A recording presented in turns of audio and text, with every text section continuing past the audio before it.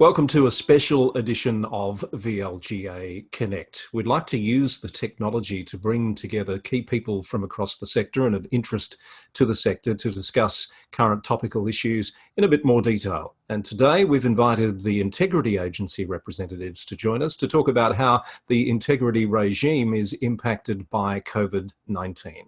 I'd like to welcome to our first VLGA Connect panel session representatives of two of Victoria's integrity agencies and representative of the VLGA. So firstly, can I welcome Deborah Glass, the Victorian Ombudsman. Thank you for joining us, Deborah. My pleasure. David Wolff, a Deputy Commissioner for IBAC and a former Chief Municipal Inspector. David, welcome. Good morning, Chris. Good morning, everyone. Good morning. And we have Kathryn Arndt as the CEO of the VLGA. Nice to see you again, Kathryn. Thanks, Chris. It's good to be here and fabulous to have an integrity panel today to kick off our first panel discussion.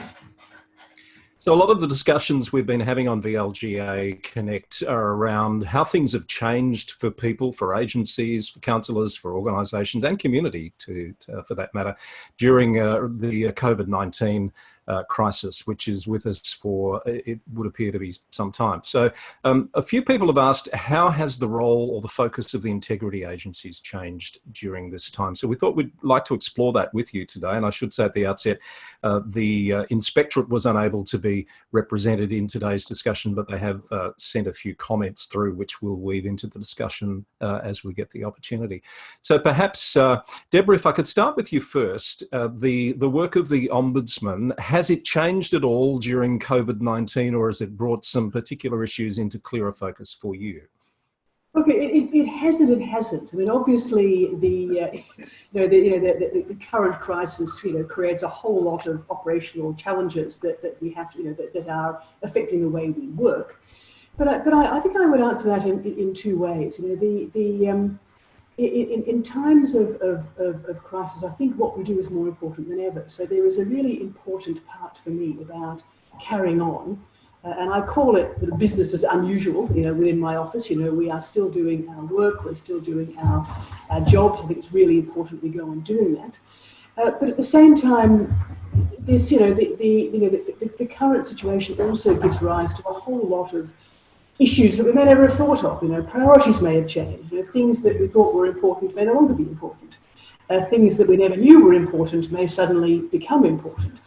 And what we're also looking at are, what is this telling us? What new themes may be arising that we need to be alert to, and indeed advising councils, agencies about, so that you too can be prepared.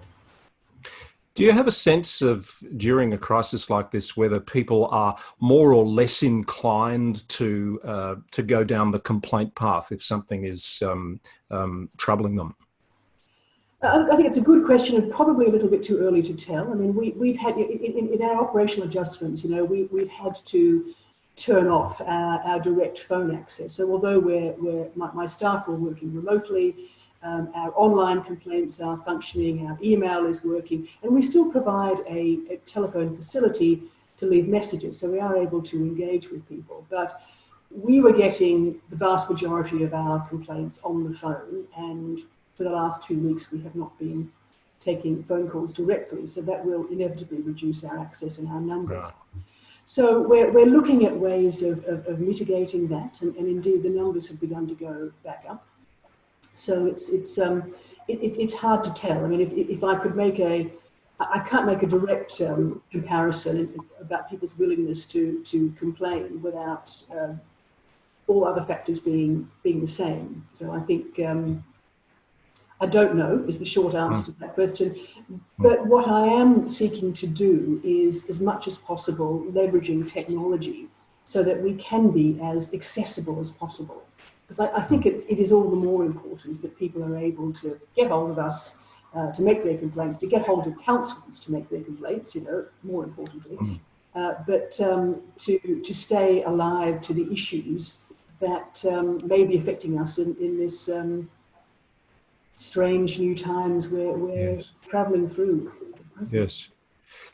David, from the perspective of IBAC, have you seen your focus necessarily change over these past few weeks? So much the same as Deborah. Our complaints service is really important to us, so maintaining that has been one of our key focuses. And much like the Ombudsman's office, our telephone receipt function has been impacted somewhat, so it's less responsive. And funnily enough, our hard mail, which we still get hard mail, is proving a bit challenging for us as well. But in terms of our focus, our two key roles, our public sector corruption investigation and prevention role is still very prevalent. And in these times where public sector is so important, it has to be more agile and do different things and do it quite efficiently and quickly. We find that the public sector really rises to the occasion to do that. But history tells us there's still people that will take opportunity, and it's important that there is an avenue for people who become aware of things that aren't right, that they have that avenue to provide it to an agency so it can be then followed up. So I think it's really important that we are accessible and continue to deliver that role. Secondly, one of the challenges for us is in the other role, which is our police oversight role. And our role to investigate serious misconduct. And you will have seen with the increased powers that police are being provided through these times, which are really necessary powers to provide, that broader safety for the community. There's some challenges in that because the police service will become, it will conflict with elements of the community, and of course. It's important that the powers aren't misused or misused against a particular person or class of people. So that role for us is quite important. So getting an understanding of what those powers are, how they're being utilised, is a change from our business as usual. Deborah, if I could come back to you on that last point, is that an area that's within your purview as well? And is it something that you're at all concerned about right now? Well, police are not on my purview. I'm very happy to leave that to IBAC. But I do think there is a broader issue around a broader risk about integrity assuming less importance than it ought to, and something that we ought to all be very mindful of. And I'm particularly glad that you put this session out today. I think this is a very important conversation to have. When we are in extraordinary times and people take powers upon themselves, then all the more reason to remember that integrity matters, that it is in times like this when our values are more important than ever, and integrity must be one of those core values. I mean, at some point this will pass, this will be over. When we're dealing with integrity, we're fundamentally dealing with trust in government, whether that's local government, state government, whatever branch of government. And public confidence in the integrity of government is a fragile thing. And if we let that one fail in some way, if we drop the ball, then there will be a price to pay down the track that none of us can afford to see. So a reminder of the importance of integrity in these strange, challenging and unusual times, I think is a very important one. It seems to me the risk of integrity controls and proper process perhaps being overlooked or, let's hope not willfully disregarded, that risk probably grows over time as this issue stays with us for a longer period of time. And I'm wondering whether any of you have any advice on how organisations can guard against that occurring. I think that risk is always there, and as you point out, I mean, it's in these challenging times. And let's face it, remote working is a challenging environment. I've asked myself the question over the last few weeks. How do I lead? My office of of over 100 people, sitting at my desk. So it's a challenge that I'm sure CEOs of all local councils are having at present, and really important questions to ask. But one of the answers, of course, is leadership. Leadership matters more than ever, I think, in these times. Setting the tone, getting those messages across, making sure that we remain accessible to our staff, that, that we are communicating the key messages that people need to hear.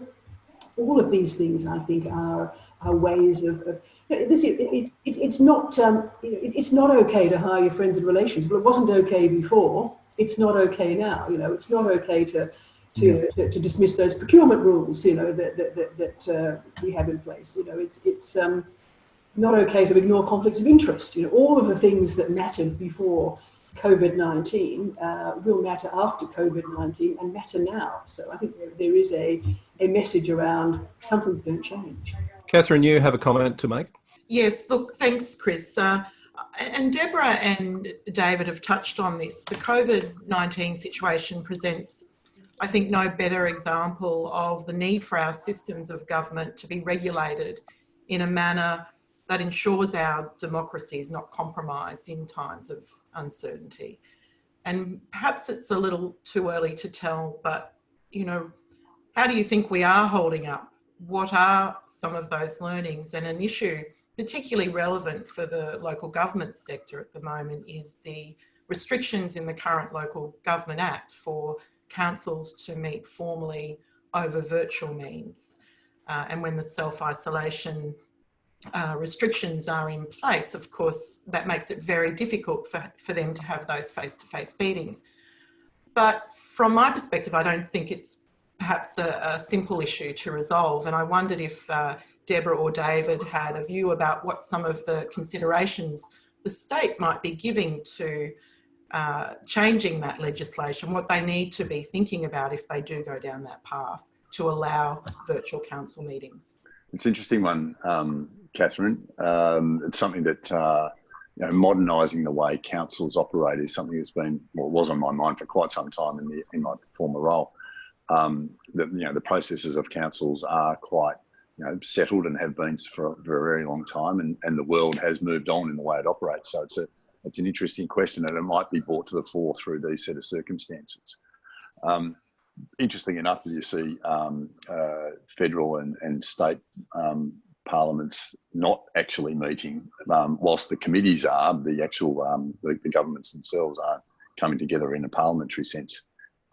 So again, it's sort of a flip side of that. It's sort of pointing to the other direction where the function of government's been vested more in the administration and the bureaucrats. So it's really interesting time. But I think you're right. If you're talking about modernising a process, it's a really good conversation starter. So I might move on to some specific questions that we've received from VLGA members in advance of this panel. A common one has been, what is happening with investigations that might have been on foot prior to COVID-19 hitting? And I'll share the Inspectorate's comment on that with you. Firstly, investigations and governance examinations are proceeding at the same pace, though face-to-face interviews have been shifted to video or teleconferencing where possible, or postponed if alternative arrangements can't be made. So that sounds like a very business as usual approach under different circumstances. Deborah, David, is that the same for your organisations with matters that are on foot already? Very much so. I mean, I call it business as unusual. I mean, that's where we're what we're doing. My staff continue to investigate. And what I really don't want to see, and I stress this to them all the time, when this is over, I don't want to see this enormous backlog of work, that suddenly, we have to get on with. So we're very fortunate that all of my staff have laptops. They're all able to work remotely. We're using Teams and online technology. And similar to the Inspectorate, we are continuing to carry out interviews to do our work. We don't use face-to-face, obviously, but we're able to use online technology to do our work and to investigate, almost as normal. Yep, we're largely in the same boat. One of the challenges of us, of course, and you would have seen the Operation Sand-On public examinations were postponed. So that element of our work where we essentially conduct our work face-to-face in almost a quasi-court environment, that's been put on hold. There's a whole lot of investigative work that can continue. accessing documents, reviewing evidence, speaking with witnesses, getting statements, that can all continue through remote means. But that final part of much of our work, which is the examination of people of interest, that's where we will have some challenges. And as long as this goes on, we may end up with a bank of work that just can't proceed that last step. So that's something that's at the forefront of our mind about whether there's likely to be a sooner solution to the current crisis, or we have to think about a different way of working. Kathryn, I might ask you for a perspective from the VLGA on the processes that you're involved in during this time. How have they changed due to COVID-19? Yes, look, I'll use that word that everyone's using, Chris, and that is we're pivoting frantically. And I think it's really important, and that we do, of course, but it is one of the strengths of the organisation. We have that agility, we're independent, we have a seat at the table with the policy makers, so we're able to continue all of that really important work that we do, and at the same time deliver programs like this.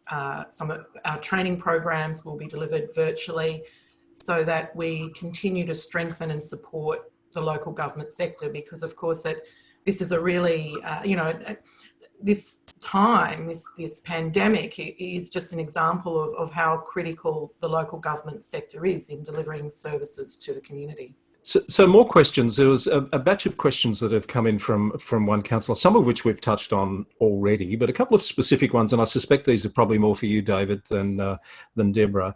A question about what protection is afforded to whistleblowers if they're denied protected disclosure status by IBAC. So it's a long answer. I'll try and condense it down. So the Public Interest Disclosure Act was amended and came into force on the 1st of January of this year. It could be seen as complex, but essentially it affords protections to a person who makes a complaint if it's assessed to be a public interest disclosure. If it's not, then it's deemed to be a regular complaint, which shouldn't add or detract from it. It effectively means that that we're still able to receive a complaint, we're still able to work through it, and we still work with the complainant in terms of what is disclosed about, if anything, is disclosed about their identity. And of course, there's always an option for someone to make a complaint anonymously. And certainly within our organisation, an anonymous complaint is still accepted, assessed and treated as a complaint. So it's not given any less priority than a complaint that has full details attached to it. So I think if I could summarise what I've just said there, it's important that people feel comfortable in making complaints. It's better that information is brought to the attention of the organisation. Whether they wish to disclose their identity in the process of that is a matter for the people who make the complaint. Deborah, your complaint process, interested in how you deal with anonymous complaints? Yes, we do. I mean, much of what I get comes from IBAC, but if we get accessible disclosure, we'll send it on to them, and they often send it back to us. So the traffic between us is frequent, but the same principles apply. So another question, and I suspect there's a specific instance behind this. It's about when a council passes a policy by resolution, and then that same council breaches their own policy. Are there or should there be any repercussions or penalties? And David, I suspect the answer is whether the breach is actually a breach of legislation or not. How would you approach that one? Absolutely. So you're exactly right, Chris. You assess the actual circumstances and determine whether it's a breach of legislation, a breach of the law, or whether it is an internal council policy only, and what the consequences of that breach are. And it may be administrative issue, or of course it may be something that comes to the attention of IBAC or of the local government inspectorate. Again, it'll have to be assessed on its own individual circumstances, and there ought to be consequences for a breach of the policy, but it just depends on the level of risk and consequence of that breach. A question from Councillor Lording of Murrindindi Shire, who was happy to have his question known. IBAC and the Inspectorate seem to be very similar authorities with interlinked responsibilities that confuse us all. I think it's a common issue about trying to understand where the purview of the two organisations start and end. The question is there any chance that these two authorities might combine? Very good question. So, yes, I mean, that's been a constant question for a long time. The Inspectorate's authority is primarily the Local Government Act and all the provisions contained in that Act. The Chief Municipal Inspector's got responsibility for investigation of all the specific offences and a proactive compliance function, a governance compliance function as well. IBAC's role is at the higher level for corrupt conduct. But at the moment, with some changes to legislation, particularly in the Public Interest Disclosure Act, any offence against an act is considered a public interest disclosure, which is in the jurisdiction of IBAC. So there is crossover. What I would say to everyone, and I've said this for many, many years, is the agencies work well together. So people ought not be concerned about where a complaint's made or who is investigating, because the agencies are very adept at dealing with individual complaints, at working out which agency is the best agency to deal with the complaint or deal with the investigation. And there's ongoing communication as well as matters are evolving and things might be changing. So it's not just it goes into a particular pigeonhole and stays there. There is a lot of work that goes on in the background to make sure that we're delivering efficiencies as an integrity system. I think that's really important, that the money we get from the public, from the government to do our role is well applied at making sure we're efficient and effective. The last question that's come to us from a councillor is around dealing with matters that are confidential. I'm sure this is a common one for you, David. Is there any way a councillor can make a complaint, or for you too, potentially, Deborah, is there any way a councillor can make a complaint or lodge a report about a matter that has been declared confidential without breaching confidentiality? And are you concerned that matters that ought to be exposed on public interest grounds may be kept confidential by councils? Two-part question. So it's a very clear answer to the first part. In both the Local Government Act and in the IBAC Act, there is specific mention about providing complaints to both organisations, and in doing so, they are not breaching their confidentiality provisions that might apply in other legislation. So it's the avenue is there, and it's quite clear for people to be able to raise issues and not find themselves under any scrutiny themselves for actually providing that information.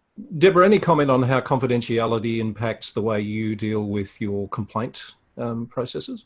It's very similar, and you know, again, it's often the same interaction between us and IBAC, you know, with the same principles applying. But we get complaints about these matters on a pretty regular basis, and I don't think councillors are particularly shy about making those allegations to either of us. Kathryn, comments, questions? Look, yes, and David touched on some of the changes to the Public Interest Disclosure Act and how that, I guess he demonstrated the collaboration between the agencies, which is one of the reasons why the VLGA is always keen to have all of the integrity agencies around the table that impact the work of the local government sector when we have these conversations. And it was just unfortunate the Inspectorate couldn't be with us today. But I am interested to know how the new Local Government Act might impact the work of IBAC and also the Ombudsman, and what are the considerations there that your agencies are thinking about at the moment? I guess that's, I'll start. It's an interesting time, obviously, for legislation to be enacted, and I know there's a lot of responsibility on the councils to follow up with initiating their own policies in response to the legislation. There's a training and education perspective that's obviously going to be impacted by the current time. And then probably more importantly, you've got the organisations themselves devoting all their time on the service delivery and ensuring that communities are connected and protected through these times. So really challenging time to implement new legislation. So I guess there will be a reliance from the sector on the peak bodies like the VLGA and the MAB, etc. They'll be reaching out to say, well, you know, help, we need assistance in putting our policy frameworks together and trying to get that consistency, which I think the government was trying to achieve across the sector, some consistency in the way councils operate. How they do that in this current time is really challenging without the peak bodies, the representative bodies, being of great assistance. Absolutely, David. And just on that, the VLGA has a seat at the CEO forum that the local government Victoria have established, which will be meeting regularly to discuss the COVID-19 situation and the impact on the sector. So as you say, and the other peak bodies are represented on that as well. It's I think no greater time for collaboration than now, and really using your peak bodies to support the sector. As this continues on, and with a really no end date in sight, and with the local government election still scheduled for October of this year, that will obviously come into the conversation at some point in time about the likelihood of that occurring. Look, yes, and the Minister has indicated that he will probably make a call on that in late April, early May. It's probably a little early to call it now, but it is certainly top of mind for him, as well as the issue of, virtual council meetings and deferring council budget timelines. Deborah, I was interested in your take on the new Local Government Act, in that I believe, someone will correct me if I'm wrong, that it enshrines a requirement for councils to have complaint policies and procedures in place now, which I don't think was there as specifically in the past. No doubt you welcome that, and is there a role for you to observe how that's implemented?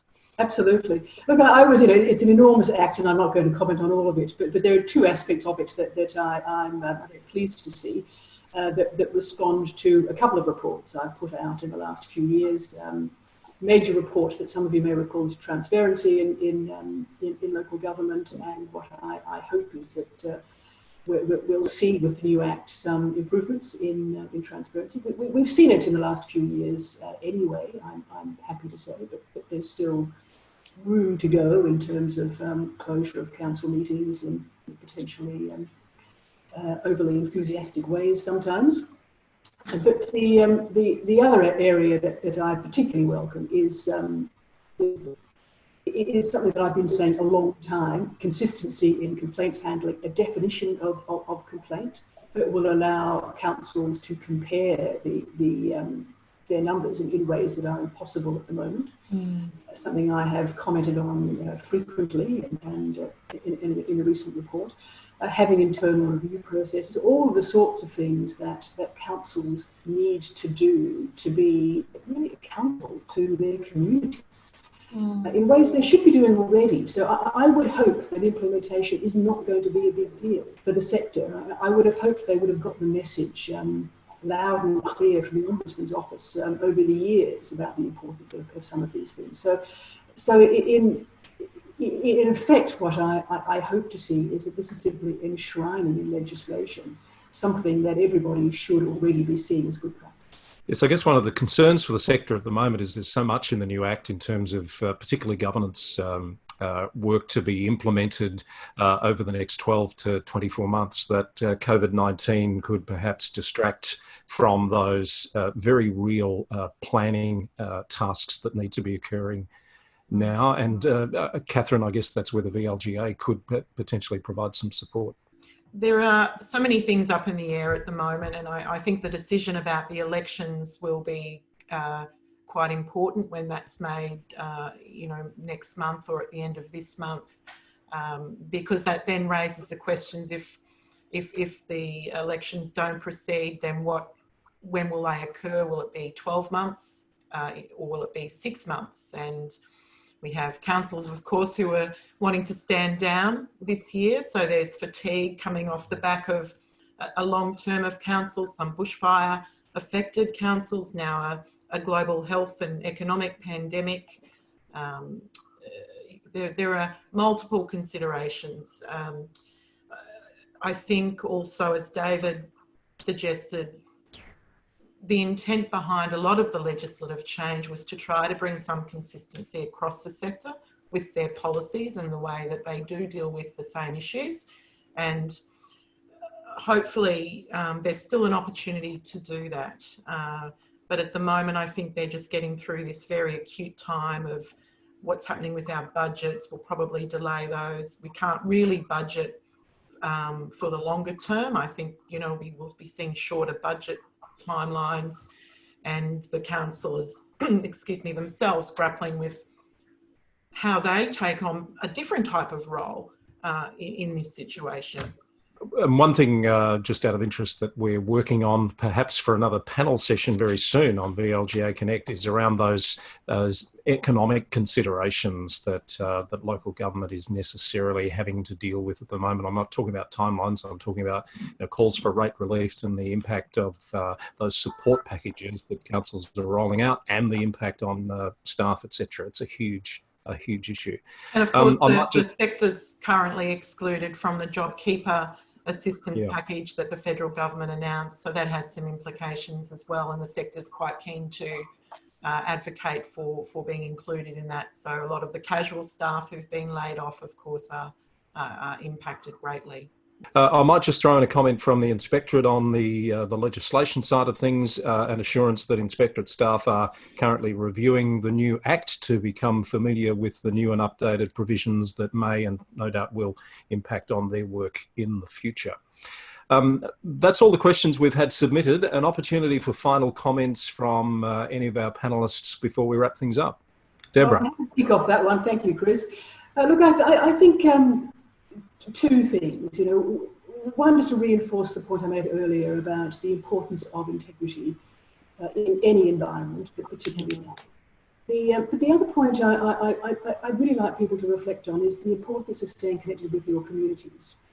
And this is about being accessible. So recognising that complaints are important, recognising that you need to be accessible in whatever ways are possible in the current environment, recognising that issues will emerge that you may not have anticipated. What we're doing with many of the complaints we get is we're encouraging people to go back to the council to say, look, you need to give the council a chance to respond to that. So I would be looking to councils to exercise their discretion reasonably, to be looking at how they're enforcing their infringements, for example, looking at their hardship policies, looking at what's happening with rates, because of course all of the pain that people are feeling is going to be reflected in their engagement with their councils. So very, very important, I think, for councils to stay on top of that and to make sure they've got consistent, compassionate policies that are really fit for the current circumstances. Good reminder. David, any final thoughts? Absolutely echo what Deborah was saying then. And I always think back on at times like these, councils are at the forefront of keeping the community safe and connected. And I always think of that one service, that Meals on Wheels, about how for some people that is the only contact they have with other people for a whole day or for a whole week. And it's incredibly important, just that one little service. And I know it's replicated across a whole range of services that councils provide. So it's incredibly important that the organisations operate well, effectively, and really think about that community role that they play. My final thought and my final point for everyone is that the integrity system across Victoria is still operating. It's operating well. It's not there to impede all the great work that the public sector is doing during these times. But we're also there to ensure that it's being done well and that the public resources and funds are being used responsibly. So if people do have concerns, we're there to hear them and to deal with them. Thanks, David. And Kathryn, final thoughts from you? I really just wanted to thank our panel on behalf of the VLGA and Chris for your moderation of today's session. I think it's been a very useful conversation, the beginning of many, I would see, for the next, for the foreseeable future. So thank you, Deborah and David, for your participation. Thank you all. Great to have you on our very first panel session. All the best with the work ahead, and we hope to see you soon. We do hope you enjoyed our first panel session here on VLGA Connect. If you have suggestions for future topics for discussion, we'd love to hear from you. Or if you have story ideas that you'd like to see us feature here on VLGA Connect, please send us an email, vlga@vlga.org.au, and we look forward to seeing you on future episodes of VLGA Connect.